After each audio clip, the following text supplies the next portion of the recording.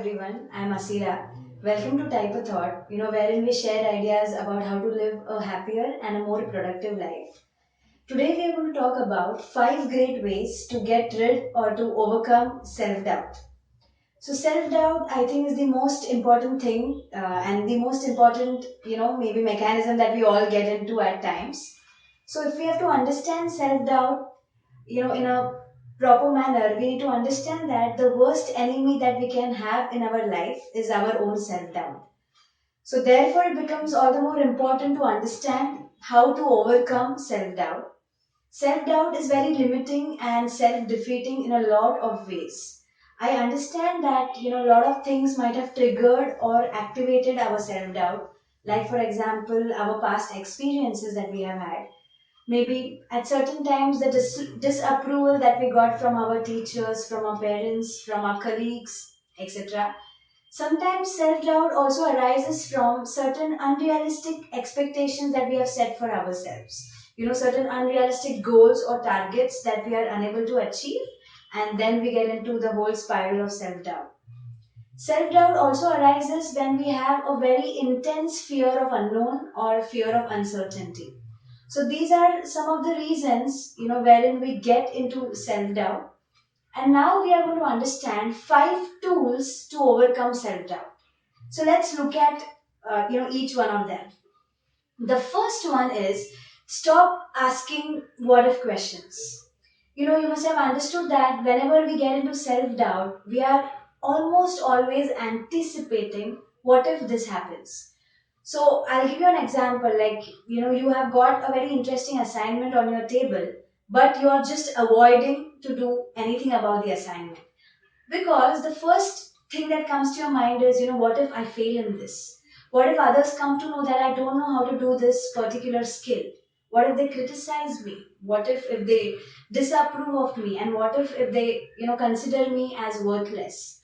So many what if questions actually hurdle our progress. And that's why we get into self-doubt. So one question you can ask yourself to stop these what if questions, and that question is my what if helping me? If it is not helping you, we should stop the what if question immediately. Okay? So the first one is stop asking what if questions.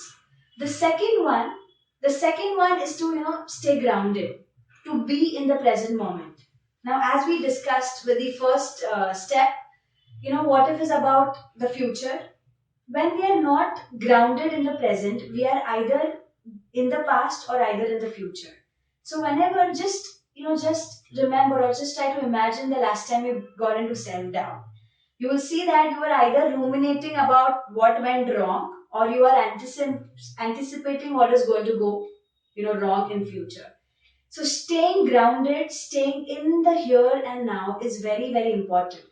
I understand that a lot of people have, made it too simplistic, being in the present tagline, but it's not that simple. The exercise that you can do to stay grounded is deep breathing. It is very, very effective actually.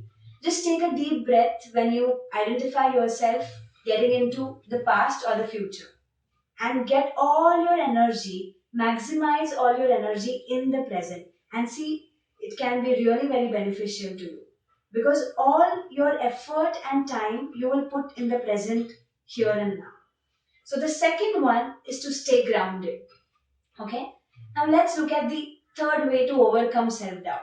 The third one is set realistic goals.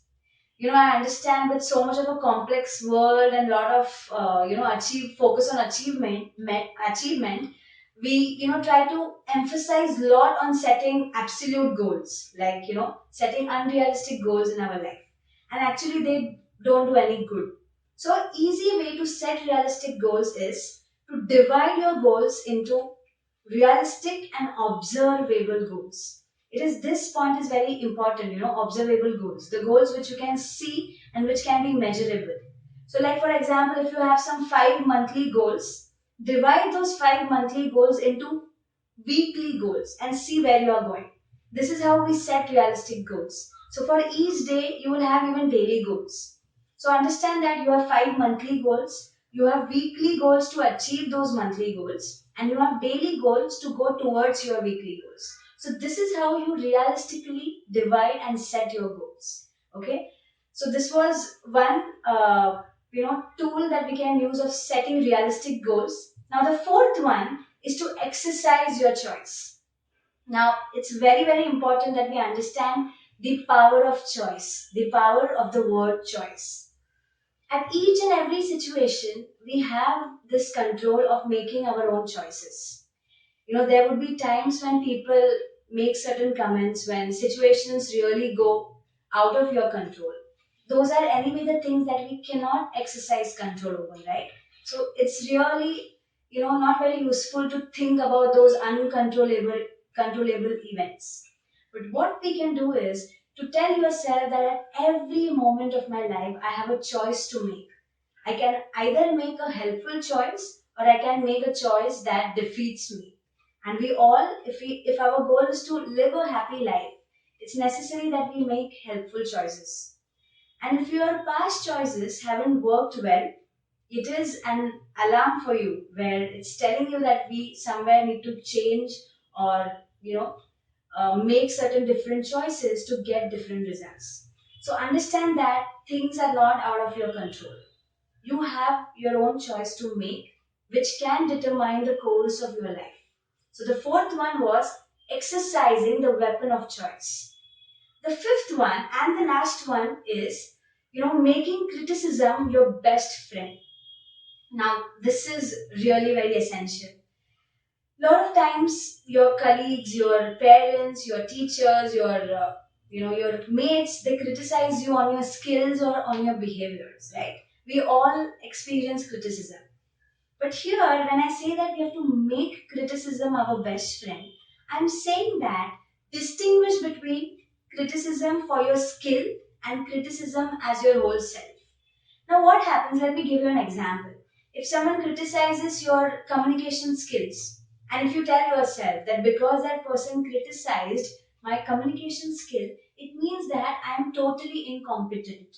Now, this is a wrong interpretation. Yes, I have been criticized on my communication skill. I need to work on it.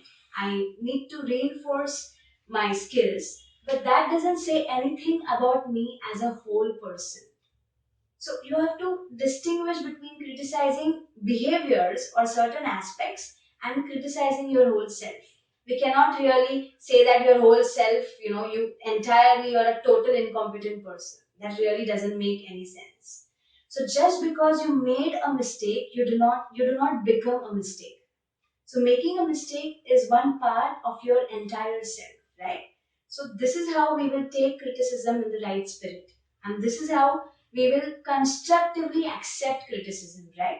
So these were the 5 great ways to overcome your self-doubt. I hope you have liked this video, and if you have, please put a thumbs up. And I'm going to end this session by asking you a question, okay? Have you found any new ideas to overcome self-doubt? And if yes, please leave a comment in the comment section, and I will see you in the next video. Thank you.